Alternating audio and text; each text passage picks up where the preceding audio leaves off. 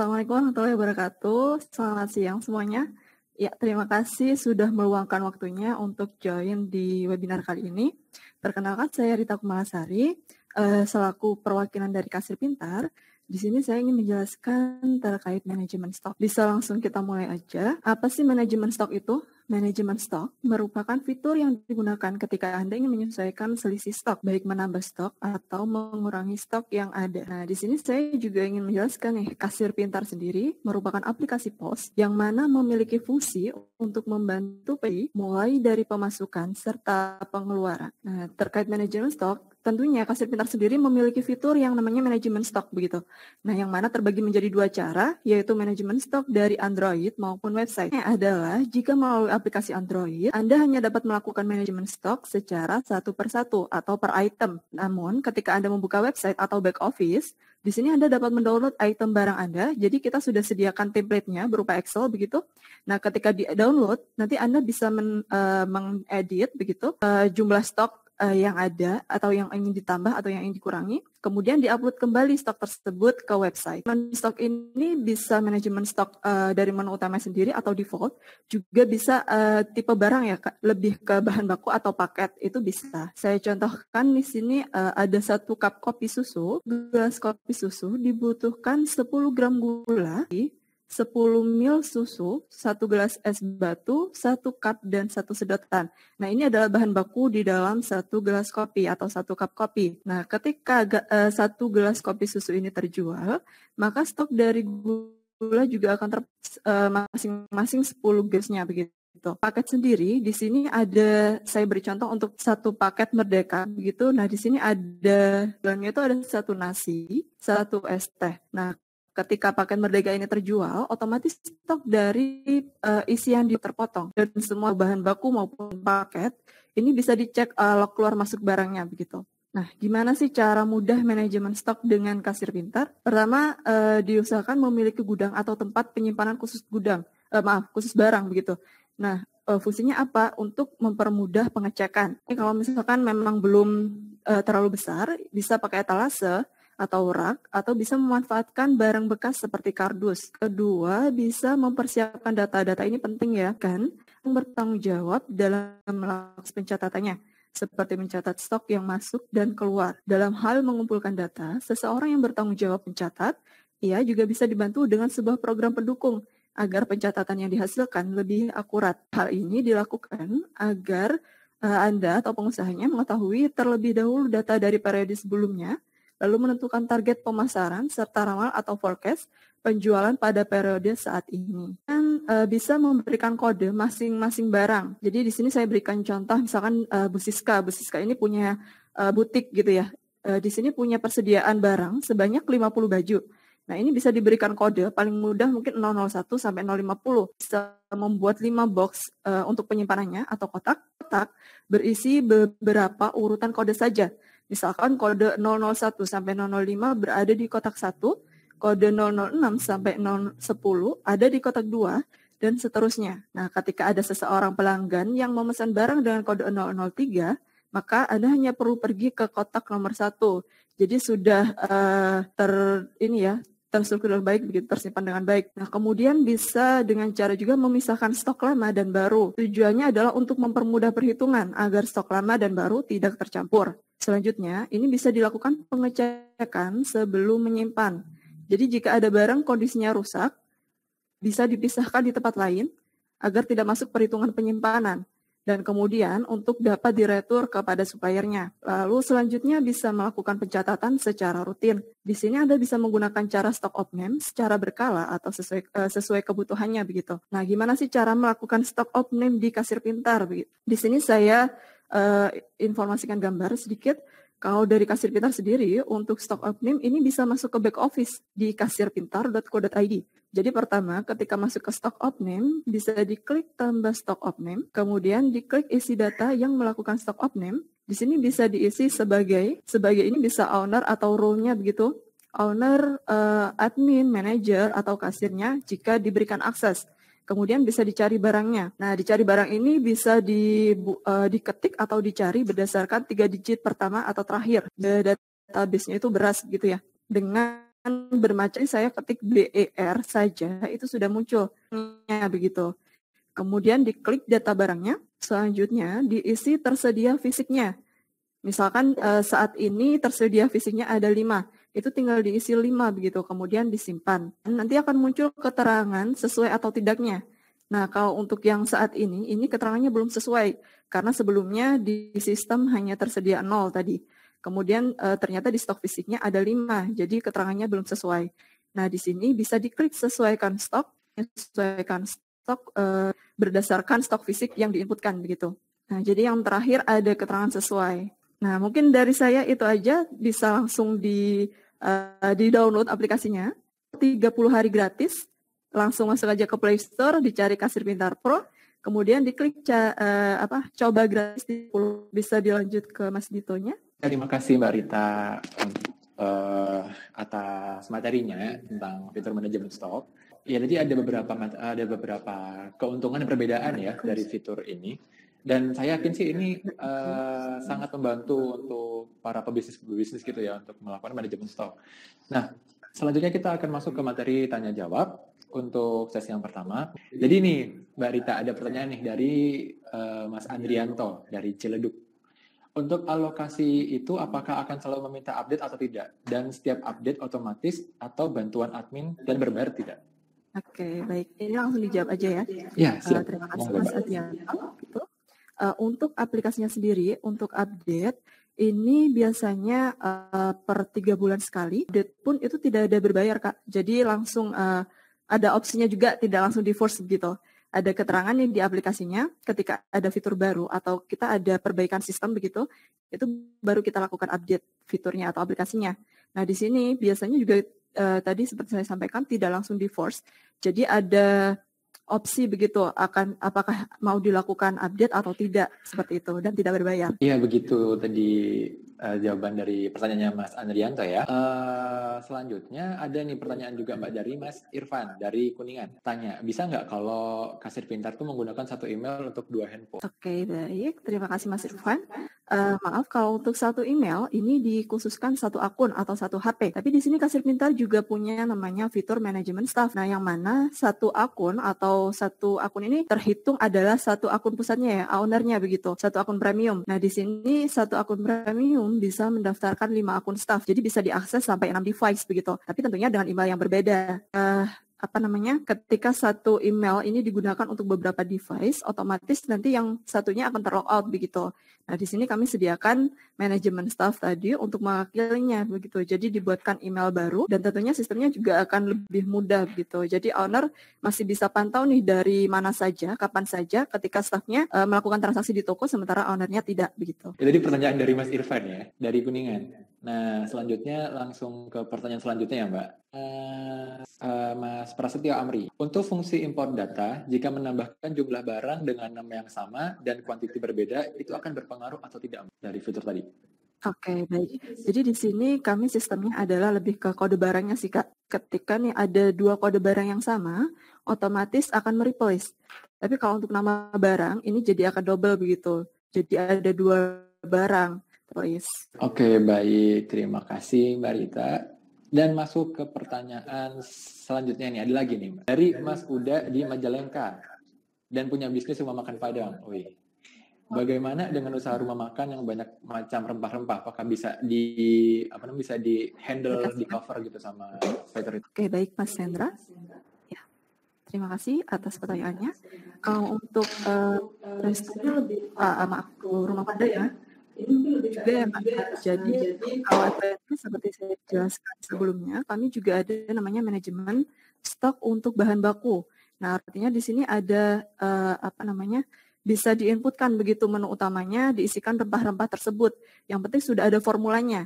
Misalkan dalam satu nasi Padang itu dibutuhkan 1 potong ayam, kemudian bumbunya itu berapa gram, mungkin ya mohon maaf saya kurang tahu ini jumlah takaran. Yang penting sudah ada formulanya, itu bisa diaplikasikan di sistem kami atau di aplikasi kami. Baik, terima kasih. Itu tadi jawaban untuk pertanyaannya Mas Uda. Dan pertanyaan selanjutnya, Mas Rio di Semarang pengen tanya tentang manajemen stok.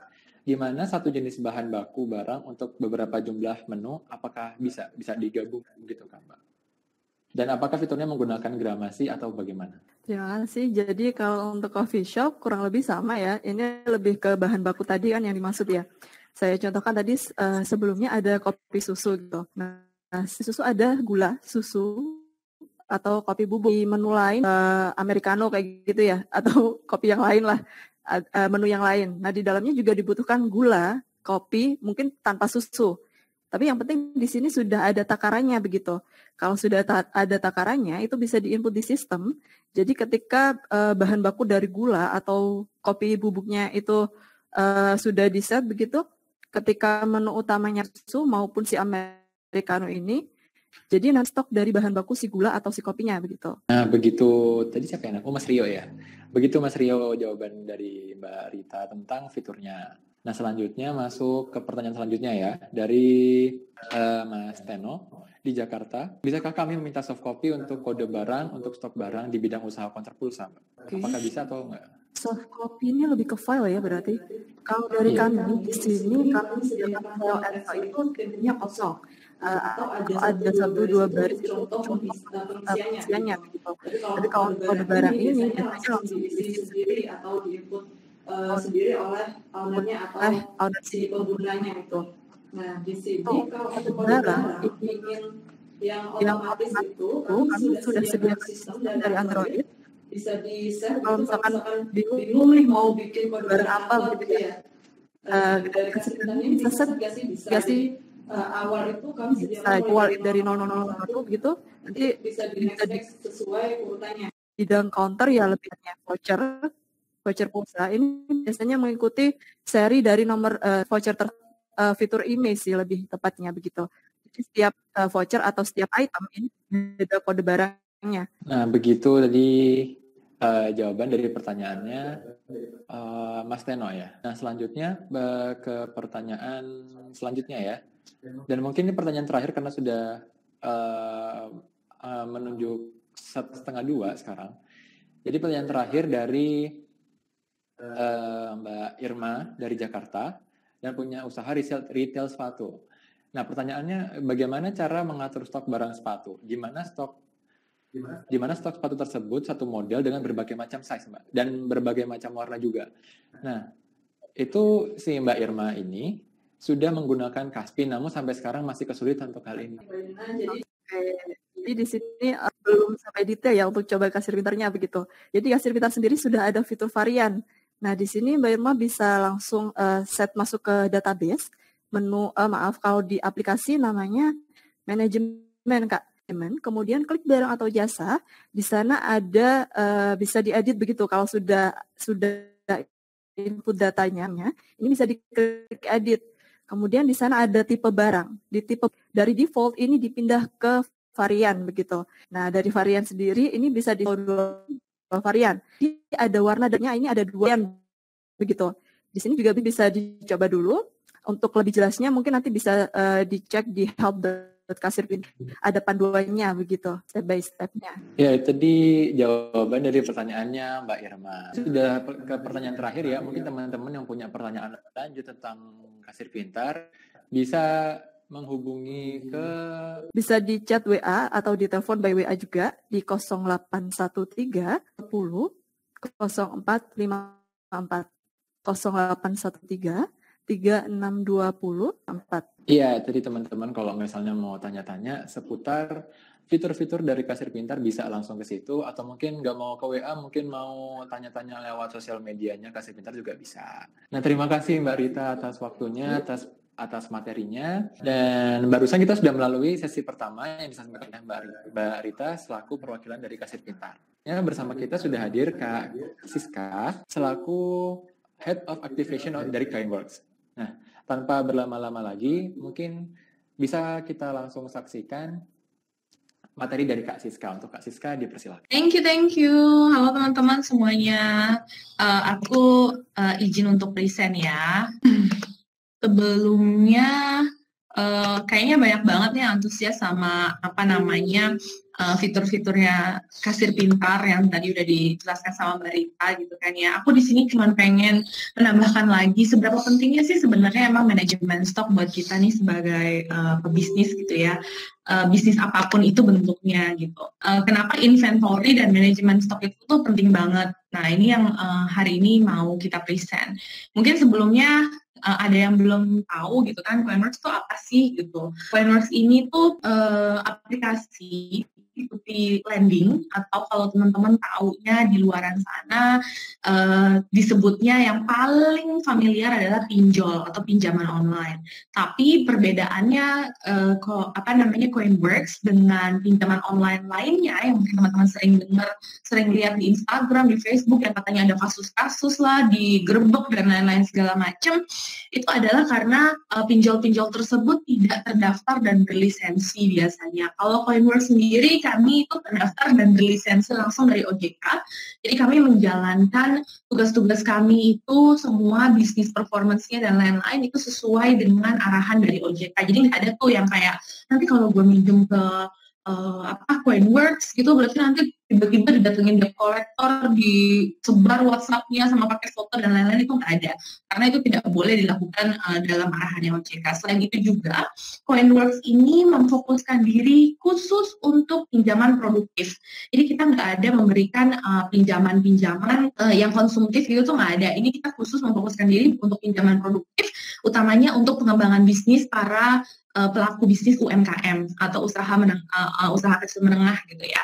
Perlu teman-teman ketahui, usaha kecil menengah itu kalau berdasarkan rata-ratanya pemerintah, untuk yang penghasilannya masih 2M per tahun pun itu masih dihitung sebagai UKM.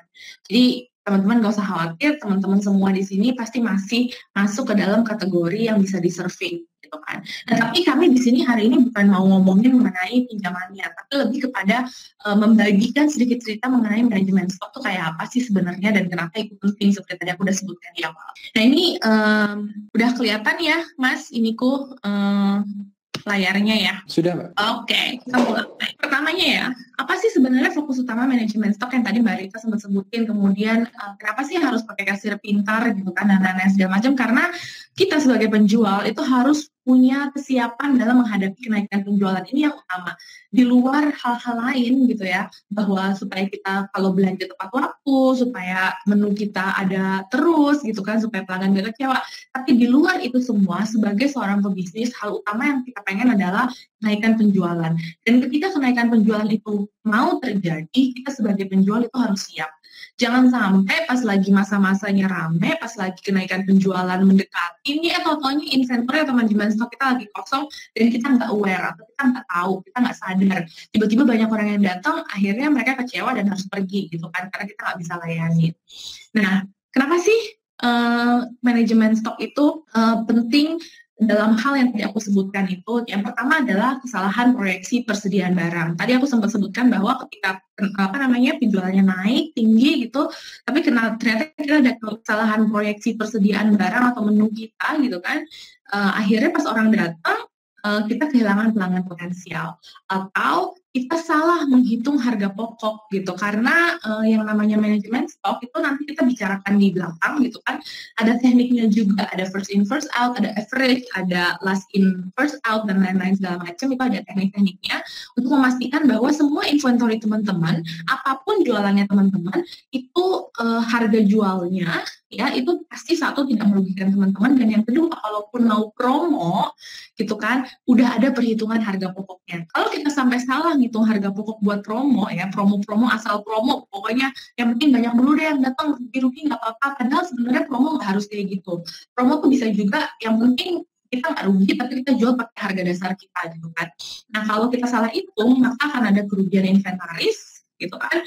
Nah setelah itu dua hal ini ya, kehilangan pelanggan potensial dan kerugian inventaris, kalau digabung itu bisa jadi kegagalan untuk ekspansi atau kegagalan untuk menyediakan kenaikan penjualan buat usaha atau bisnis kita. Nah ini adalah dasar-dasar manajemen stok, ada 4 ya. Yang pertama adalah simpan, catat, prediksi, dan tinjau. Apa aja sih kita cek ya? Yang pertama adalah simpan. Tadi Mbak Rita sempat ngasih tips dan trik juga, gimana sih cara nyimpan, mungkin dikodein dan lain-lain segala macam.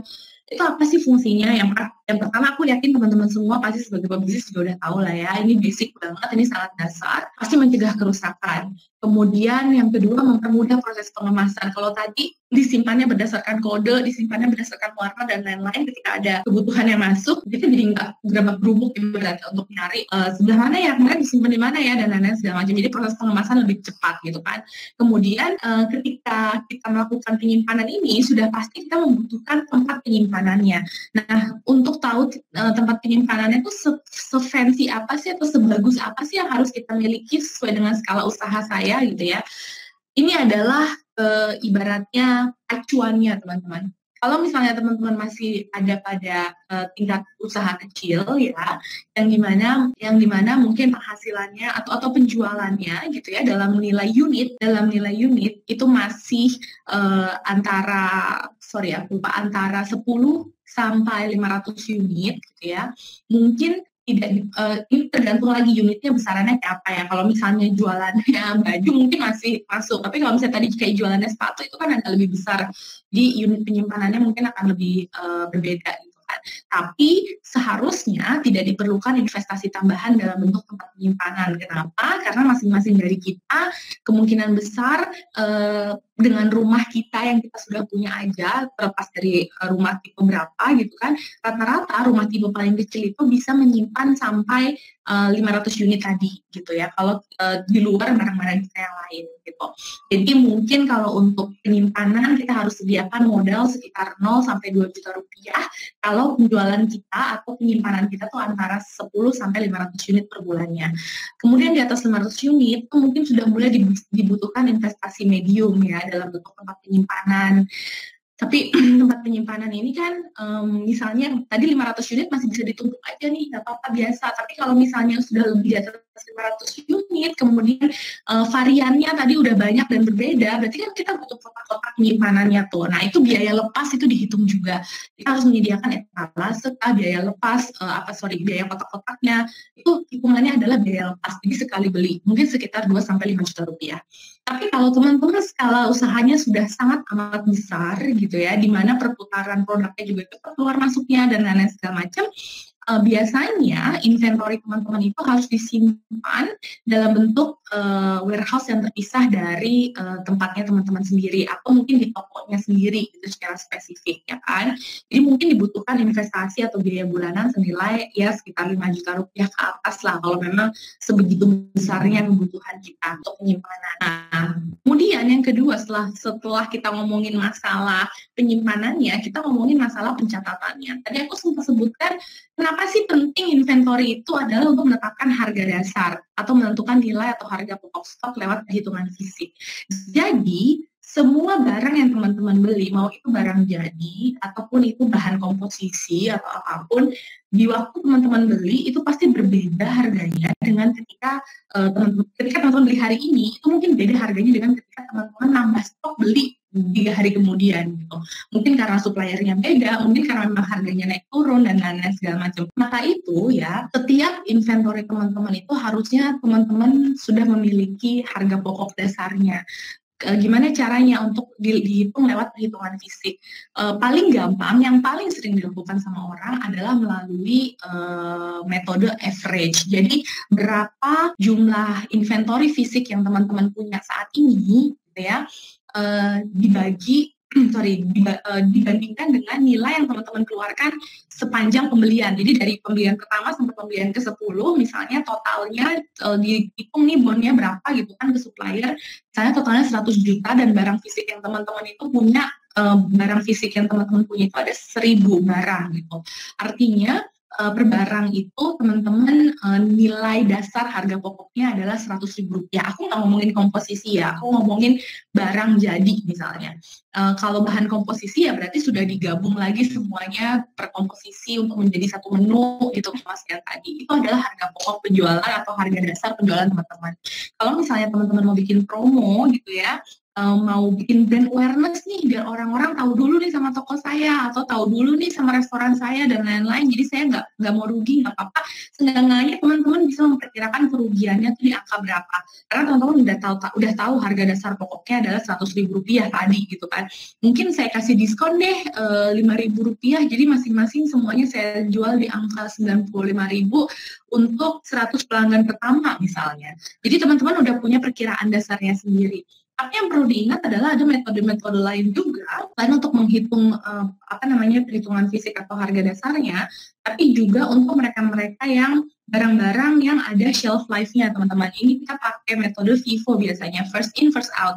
Jadi, barang yang pertama aku beli, barang itulah yang harus dipakai, baik dalam komposisi untuk menu, ataupun kalau misalnya aku belinya sekarang, itu yang akan aku keluarkan untuk promo-promo. Jadi, kenapa seperti itu? Kenapa kita harus memperhatikan first in, first out kalau buat barang-barang yang ada shelf life-nya, seperti bahan-bahan makanan, ya kan, atau rempah-rempah, atau apa dan segala macam, karena mereka punya masa expire. Jadi, kalau misalnya teman-teman tiba-tiba mau lihat nih, teman-teman lihat ya kan, aduh nih stok saya banyak banget ya gitu.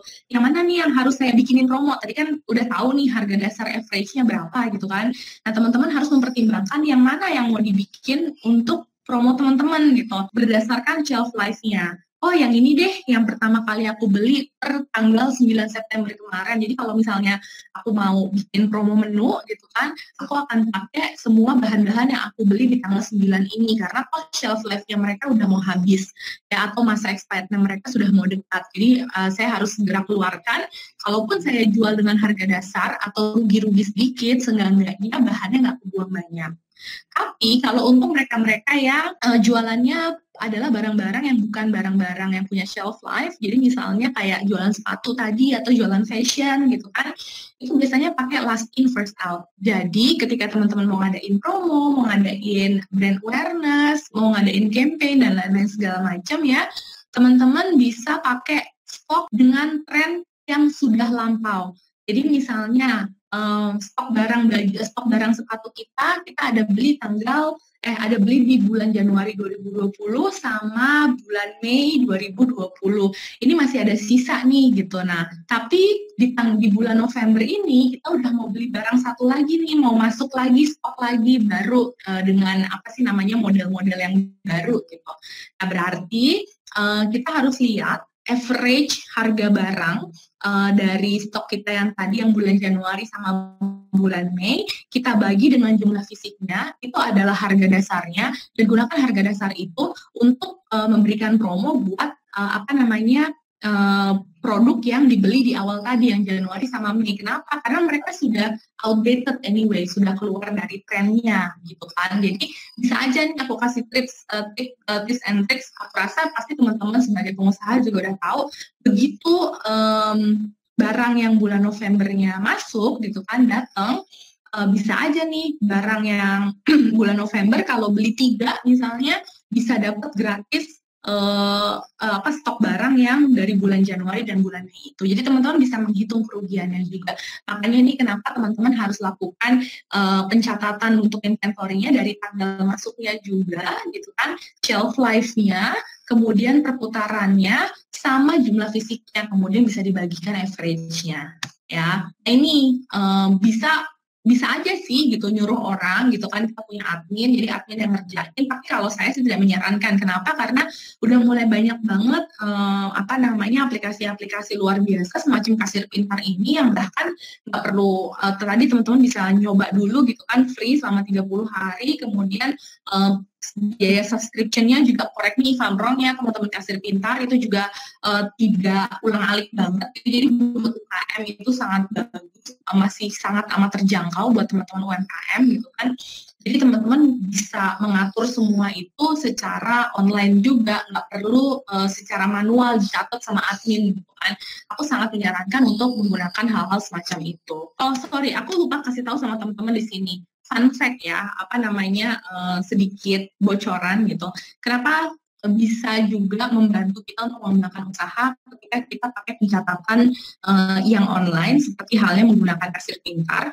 Selain karena dia membantu kita untuk memprediksi dan dia sudah automated, semuanya sudah dilakukan oleh sistem, jadi kita tinggal update-update doang gitu kan. Hal yang selanjutnya adalah ketika kita sebagai pengusaha nih gitu kan, kita mau ekspansi, kita butuh modal tambahan gitu kan. Sementara kita sebagai pengusaha UMKM ya, memang kan pasti kebanyakan pakainya bisnisnya tuh cash basis, jadi transaksinya pakai cash, pakai uang tunai gitu kan.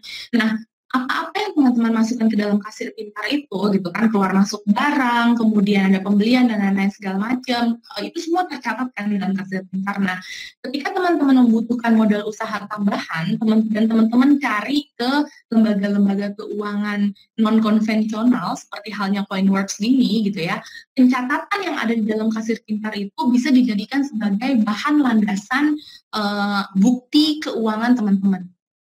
Ya, biasanya kalau di lembaga perbankan biasa itu nggak bisa, karena mereka benar-benar harus lihat buka rekeningnya, harus lihat financial report, harus lihat laporan laba rugi. Padahal seberapa banyak sih dari kita sebagai UMKM yang punya semua itu sampai selengkap-lengkapnya sesuai dengan standar perusahaan. Bisa aja bahkan usaha kita juga malah belum PT atau CV kan, masih atas nama pribadi misalnya. Jadi penting banget untuk memiliki pencatatan di pihak ketiga yang bisa diverifikasi seperti halnya kasir pintar gini.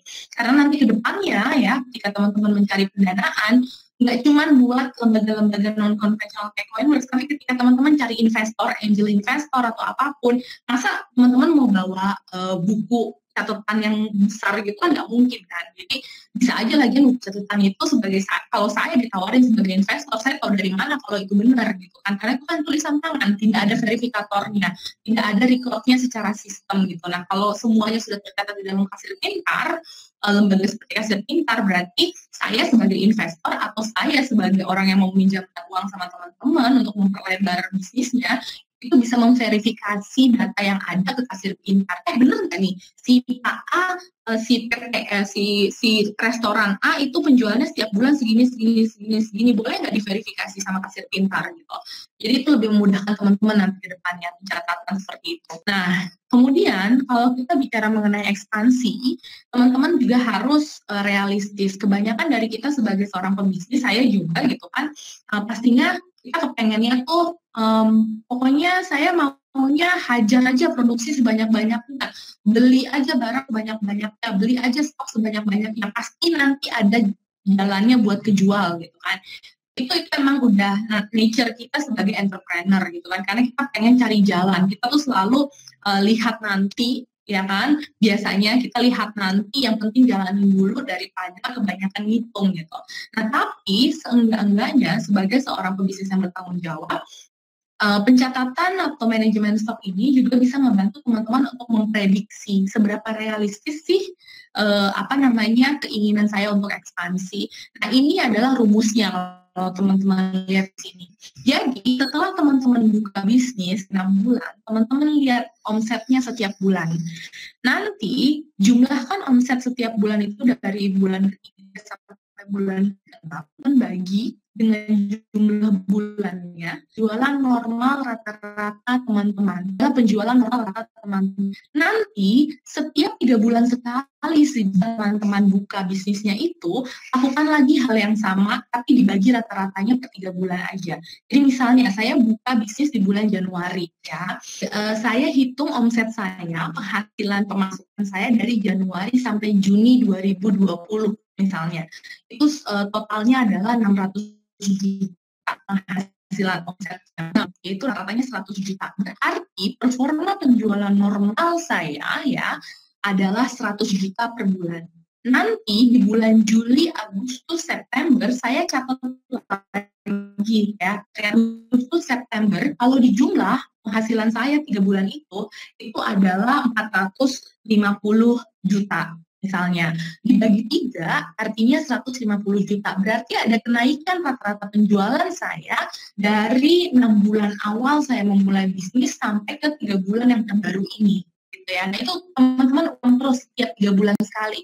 Itu diulang terus sampai ketika teman-teman mendapati bahwa penjualan teman-teman itu rata-ratanya sudah naik 30% dari performa penjualan normal.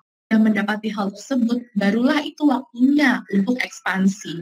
Ekspansinya berapa banyak sih Mbak gitu? Harus berapa banyak modal yang saya tambah gitu? Atau seberapa banyak produksi yang harus saya tingkatkan? Kalau memang kenaikannya adalah sebanyak 30%, ya rata-rata penjualnya sebanyak 30% nilai omsetnya, gitu kan? Berarti teman-teman sudah siap ekspansi dan menambahkan setidaknya 30-50% dari stok atau 30-50% dari kapasitas produksi teman-teman saat itu. Gitu. Nah, begitu teman-teman ekspansi 30-50%, teman-teman review lagi 3 bulan berikutnya setelah ekspansi itu kayak gimana? Apakah benar rata-ratanya masih sama atau naik lagi atau malah turun? Ternyata tidak sebanyak itu, jadi masih ada sisa-sisa inventory dari penambahan produksi atau penambahan kapasitas produksi kita. Berarti itu waktunya untuk ngadain promo dan lain-lain supaya stoknya nggak sayang dan kita juga tetap untung gitu. Nah ini kayak tadi aku bilang, kalau kelebihan setelah kita ekspansi masih bisa kita lakukan promosi terbatas gitu kan. Tapi kalau misalnya kekurangan, udah orang setiap bulan aja udah ada kenaikan 30%, kalau stoknya udah mau habis, tapi bukannya beli atau bukannya naikin kapasitas produksi, akhirnya pelanggan yang kecewa.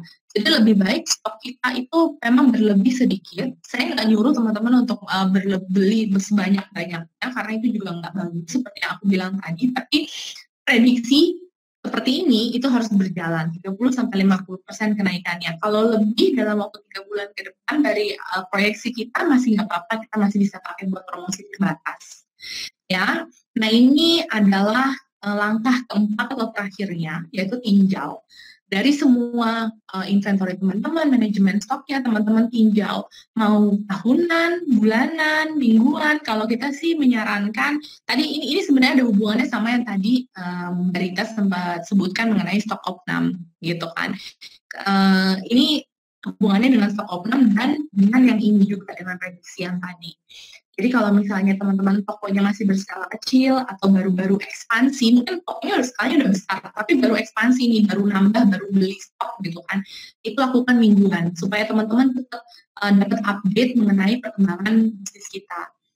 Tapi rata-rata dilakukan perusahaan atau toko yang skalanya sedang, atau kita udah lewat ekspansinya, udah 6 bulan memasuki ekspansi dan udah dapat angka normal rata-rata penjualan lagi, berarti kita lakukan bulanan biasanya.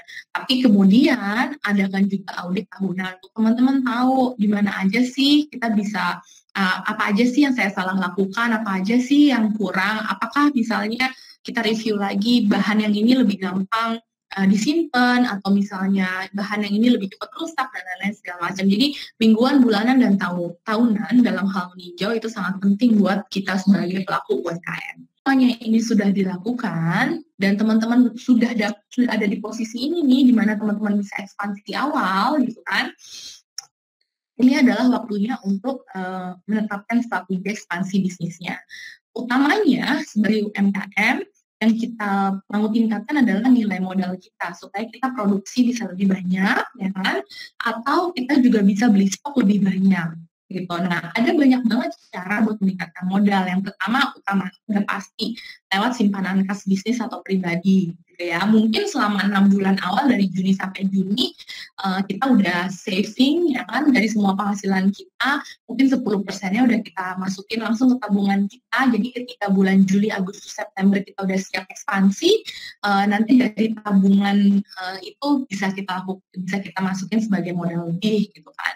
Atau bisa juga suntikan dana dari orang tua atau dari saudara. Cuman hal ini biasanya kalau sebagai pelaku bisnis saya pribadi gitu ya, rasanya agak kurang sreg gitu, karena satu yang namanya uang kan itu hal yang sensitif gitu ya. Kalau misalnya pinjamnya sama saudara atau sama orang tua dan lain-lain itu bisa lebih beresiko lah buat saya dibandingkan kalau saya cari ke lembaga perbankan keuangan yang emang tempat buat minjem modal usaha gitu misalnya, atau pakai uang saya pribadi. Itu satu, karena hubungan pribadi, dan yang kedua adalah karena sebagai pebisnis ya, idealisme tersendiri gitu. Saya punya apa yang mau saya lakukan sama bisnis saya sendiri. Ketika ada campur tangan orang lain dalam permodalan saya, sudah pasti orang tersebut mau punya suara dalam menentukan apa-apa aja sih yang mau saya lakukan gitu kan. Jadi teman, orang tua, atau saudara yang mungkin pikirannya juga nggak sejalan sama kita, itu juga akan mengakibatkan frustasi di sisi saya, di sisi kita sebagai pengusahanya gitu kan. Atau yang ketiga adalah pinjaman bisnis. Yang seperti tadi saya sempat sebutkan, teman-teman bisa ke lembaga keuangan konvensional, syariah, atau ke lembaga keuangan non-konvensional, atau cari investor, dan lain-lain segala macam. Itu namanya pinjaman bisnis. Nah, banyak orang di dunia ini yang masih berpikir bahwa kalau saya minjem modal tuh artinya saya lagi dalam kesulitan keuangan, padahal itu salah. Karena ketika kita minjem modal untuk meningkatkan produksi kita gitu kan, atau untuk meningkatkan stok kita, manajemen stok kita gitu, itu artinya kita akan meningkatkan atau membuka peluang kita untuk menjual lebih banyak barang gitu kan, atau menjual lebih banyak menu, atau menjangkau lebih banyak orang. Artinya penghasilan kita juga akan bertambah secara umum.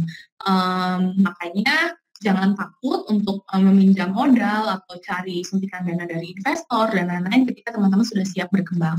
Nah, ini terakhir, slide terakhir saya membicarakan mengenai Coinworks, solusi untuk pembiayaan usaha teman-teman. Seperti tadi saya sudah sebutkan di awal, Coinworks ini kerjasama juga sama Kasir Pintar.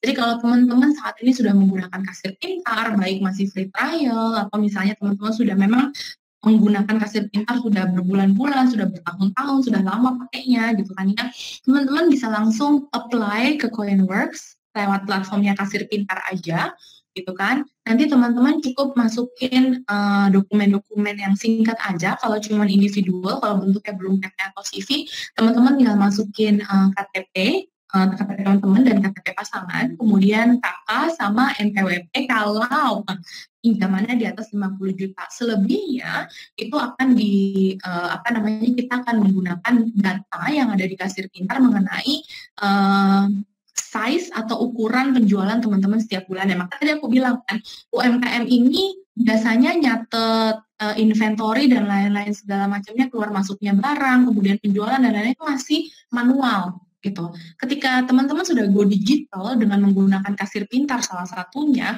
semua hal tersebut itu sudah terrecord secara digital dan itu bisa digunakan sebagai bahan assessment atau bahan penilaian pendanaan dari Coinworks ataupun dari berbagai lembaga keuangan non-konvensional lainnya. Gitu. Jadi teman-teman sudah sangat diuntungkan ketika menggunakan platform-platform online seperti Kasir Pintar. Karena sekarang kalau teman-teman datang ke lembaga keuangan manapun, bahkan yang non-konvensional kayak Coinworks, teman-teman ngasihnya buku besar, buku kas besar, tahu kan ya yang depannya batik, terus habis itu dibuka, terus habis itu ada garis-garisnya, itu hitungan keluar masuk barang, terus pembelian bahan baku dan lain-lain segala macam, teman-teman kasih gitu kan, itu nggak akan bisa diverifikasi, nggak akan bisa dipercaya, dan nggak akan bisa dijadikan sebagai landasan kami untuk memberikan pinjaman sama teman-teman.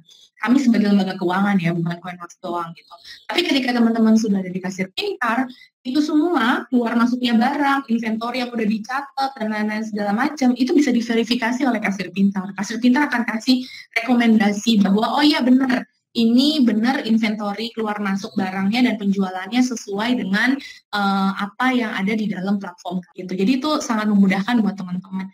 Apalagi di masa pandemi ini gitu ya. Aku sih cuma mau menyarankan aja bahwa kita sebagai UMKM segera buru-buru untuk go digital dalam segala hal dari hulu ke hilir ya, baik dari proses bisnis sampai ke proses pendanaan, karena 2020 apalagi nanti 2021 dan selanjutnya itu memang udah waktunya digital untuk UMKM.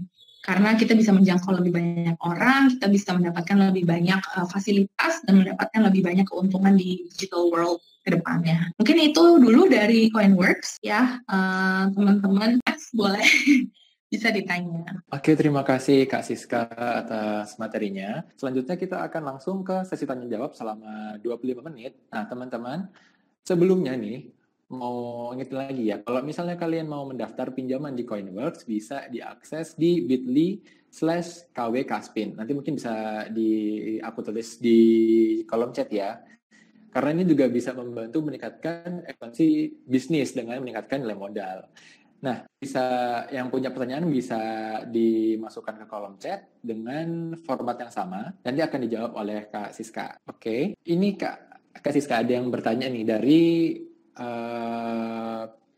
Pak Teno, Mas Teno di Jakarta. Nah, untuk Coinbox sendiri Kak, nilai pinjaman minimum itu berapa ya? Atau nilainya dapat dari apakah bisa didapat dari data di Kaspin gitu Kak? Terima kasih. Jadi nilai pinjaman minimum di Coinworks itu dimulai dari 3 juta rupiah sampai 2 miliar.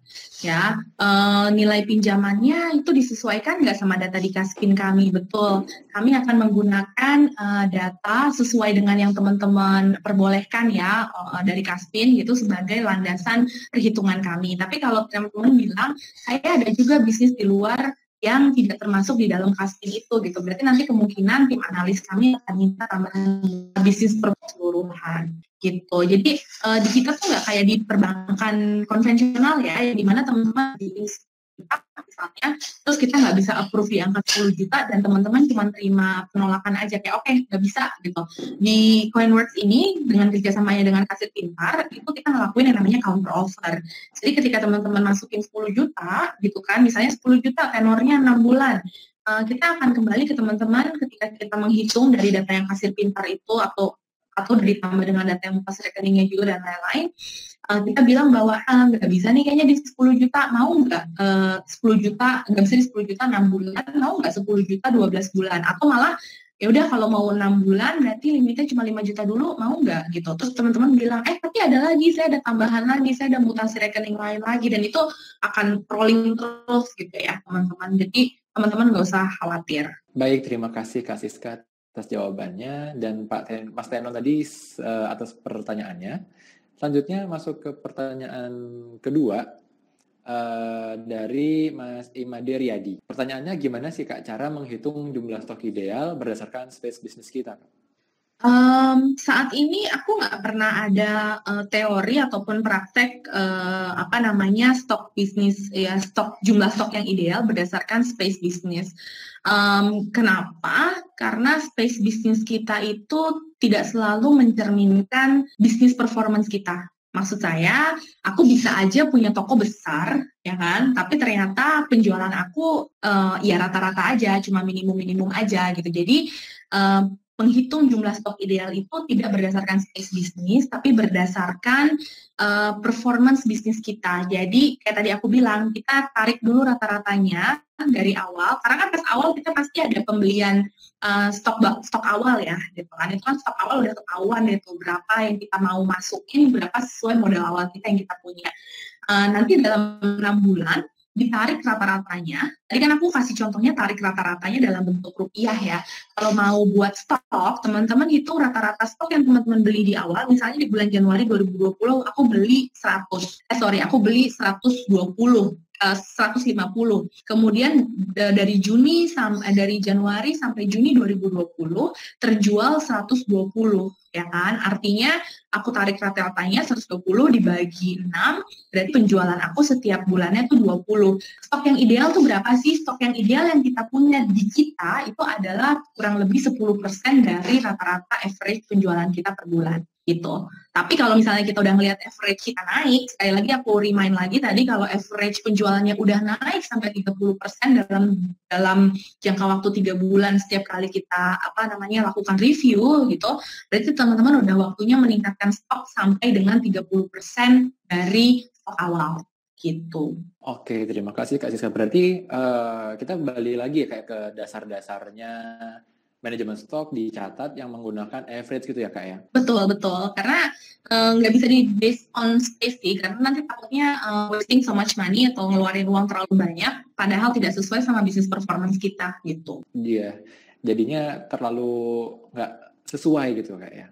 Betul. Oke, terima kasih Kak. Terus lanjut ke pertanyaan selanjutnya ya Kak? Ya. Dari udah Kak, kalau dari luar Jakarta, apakah perlu persyaratan sertifikat tanah dan lain-lain Kak untuk bisa pinjam di Coinbox ini? Oke, kita nggak ngambil garansi apa-apa ya, atau nggak ada agunannya sama sekali. Jadi baik di Jakarta ataupun di luar Jakarta, kita nggak minta sertifikat atau BPKB mobil atau apapun gitu. Semuanya didasarkan pada penghasilan aja yang kita analisis. Oke, terima kasih Kak untuk jawabannya dan untuk Mas Uda untuk pertanyaannya. Selanjutnya ke pertanyaan berapa dia? Selanjutnya ya Kak ya? Ya, boleh. Dari Mas Farhan di Bandung. Nah ini kalau misalnya baru mulai bisnis Kak, kira-kira manajemen stoknya ini seperti apa sih Kak yang cocok? Kalau baru memulai bisnis, manajemen stoknya kita sesuaikan sama modal bisnis kita yang di awal. Jadi jangan terlalu ambisius. Aku personally, aku sendiri adalah pengusaha UMKM ya. Kemudian satu hal yang aku sadari adalah seringkali sebagai pengusaha ketika kita mau memulai satu bisnis baru gitu kan, kita itu memaksakan membeli sesuatu sebanyak-banyaknya, akhirnya kita pinjam uang, cari investor dan lain-lain sejak awal. Padahal menurut saya pribadi ini nggak ada pakemnya ya, maksudnya ini secara teori dan praktek yang saya jalanin sendiri. Menurut saya pribadi ketika kita pertama kali buka bisnis, gunakanlah modal yang emang ada di tangan kita. Itu nanti dalam waktu 3-6 bulan, ketika kita sudah siap ekspansi, baru kita nge-push atau kita memaksakan diri untuk mencari permodalan tambahan, utamanya ketika bisnis kita memang udah kelihatan perkembangannya. Tapi kalau masih di awal gitu ya, sebisa mungkin kita ngambil stok kita itu sesuai dengan kapasitas pendanaan yang ada di awal, yang milik kita pribadi gitu ya. Jangan sampai bisnisnya belum mulai, kita sudah keburu terlibat hutang. Padahal kan kita juga nggak tahu bisnisnya bakal terjadi dengan baik atau enggak. Pastinya semua orang maunya bisnis berjalan dengan baik kan. Gitu. Tapi seenggaknya kalau kita pakai dana yang memang sudah ada di tangan secara pribadi, kalaupun amit-amit sampai bisnisnya nggak booming banget, seenggaknya kita nggak kehilangan, kita cuma kehilangan modal kita di awal, tapi kita nggak terlilit utang nantinya. Gitu. Baik, berarti kalau bisa saya rangkum itu menyesuaikan dana yang kita punya gitu. Betul, kalau di awal harus pakai yang kita punya aja sih. Kalau itu soal dari saya ya, bukan dari Coinworks nih. Saya pribadi sebagai pelaku UMKM, menurut saya lebih baik kayak gitu. Oke, terima kasih Kak Siska atas jawabannya dan Mas Farhan atas pertanyaannya. Pak Mas Teno ini ya, iya bunganya berapa persen? Iya, bunga kita itu dimulai dari 0,75% atau 9% PA per tahun sampai dengan 18% per tahun. Tapi aku mau kasih kisi-kisi sedikit bahwa di bulan November sampai Desember ini kita mau ngadain promo barengan sama Kasir Pintar di mana bunganya kita kasih flat semuanya di angka 10% aja. Nah, begitu tadi untuk jawaban dari pertanyaannya Mas Teno dari pinjaman di Coinworks ya. Nah, jadi mungkin bisa kita akhiri ya di sesi pertanyaan ini karena semua pertanyaan sudah terjawab tadi dari Kak Siska dan maupun pertanyaan-pertanyaan dari teman-teman juga. Nah, mengingatkan juga untuk teman-teman jangan lupa mengisi form feedback yang sudah ada di chat ya. Nah, di link feedback nanti akan digunakan sebagai data sertifikat. Jadi nanti akan di-email sesuai dengan pendaftar atau pengisi link feedback tersebut, feedback brownies yang sudah dimasukkan di kolom chat. Sekali lagi terima kasih banyak untuk Kak Siska dan Coinworks sudah menyempatkan hari dan memberikan ilmu yang sangat bermanfaat untuk kita semua di sini tentang manajemen stok dan mudah-mudahan ini bisa diaplikasikan ya ke teman-teman sobat Kaspin untuk mulai berbisnis ataupun yang sudah mulai bisnisnya. Dan untuk informasi mengenai Kasir Pintar bisa follow Instagram Kasir Pintar dan ataupun tadi ya bisa melalui WhatsApp yang sudah diberikan tadi.